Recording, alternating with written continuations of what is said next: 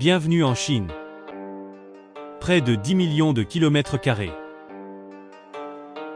Pratiquement un sixième de la population mondiale.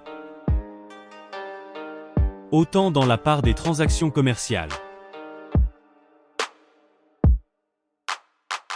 Et parmi d'autres records, premier producteur et consommateur d'électricité au monde. En 2023, sur un total mondial d'environ 30 000 TW, la Chine en a produit un peu plus de 9 500, soit près d'un tiers.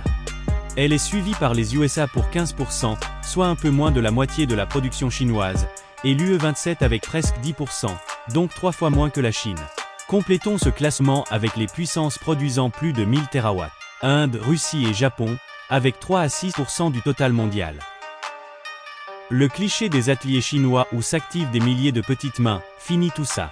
Aujourd'hui, la Chine possède une industrie mécanisée, perfectionnée et gourmande en énergie. La manufacture du monde a plus que jamais besoin d'électricité pour soutenir sa croissance.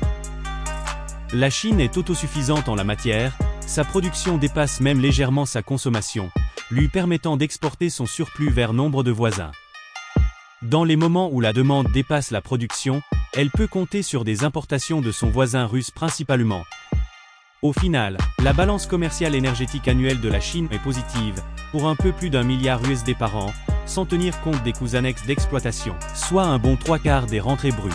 Au final, ça représente à peine 1% du PIB chinois. La Chine développe tout type de production d'énergie, issue de ressources fossiles, donc charbon, gaz, pétrole, et de plus en plus de sources bas carbone. Soit pour faire simple toutes les sources d'énergie dont le bilan carbone est nul ou presque, solaire, éolien, hydroélectricité, géothermie, mais aussi nucléaire, biomasse et biocarburants entre autres.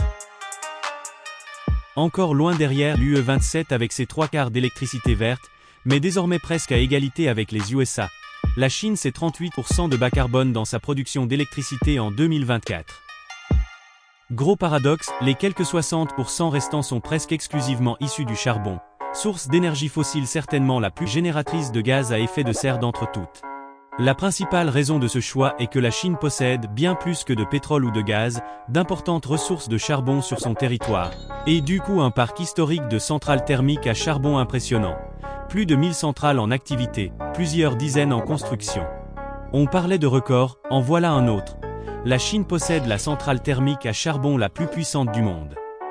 Nous sommes dans le nord de la Chine, à 400 km à l'ouest de Pékin, dans la province de Mongolie intérieure. Voici la centrale thermique de Tuoketuo.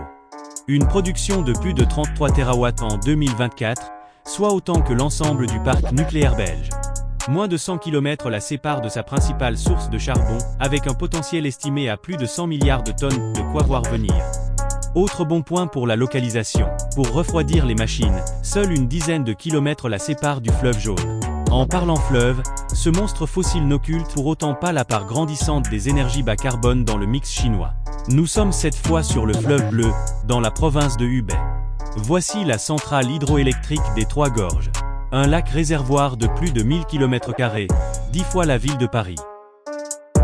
Mise en service en 2003, élargie jusqu'en 2012, elle produit annuellement plus de 22 TW. Tout simplement la plus puissante centrale hydroélectrique du monde. En Chine, l'éolien est la troisième source d'énergie, suivie de près par le solaire. Nous partons pour le nord-ouest du pays, dans la province de Guangzhou. Voici justement le parc éolien de Guangzhou, aka Jiuquan. Guangzhou se compose de plusieurs parcs interconnectés, étalés sur près de 10 000 km².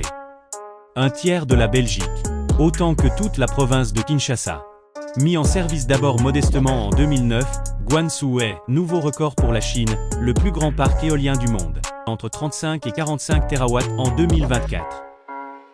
La demande en électricité croît jour après jour. Pour répondre à l'urgence et forte de grosses ressources pour l'instant, la Chine continue de construire de nouvelles centrales à charbon. Ce qui soulève des questions sur la compatibilité de ces projets avec les objectifs climatiques du pays. Le développement notable des énergies renouvelables partout dans le pays est à tout le moins une première réponse. Une bonne nouvelle pour la Chine, dont les villes subissent les effets de cette pollution atmosphérique. Son pic national d'émissions de CO2 devrait encore progresser jusqu'en 2030.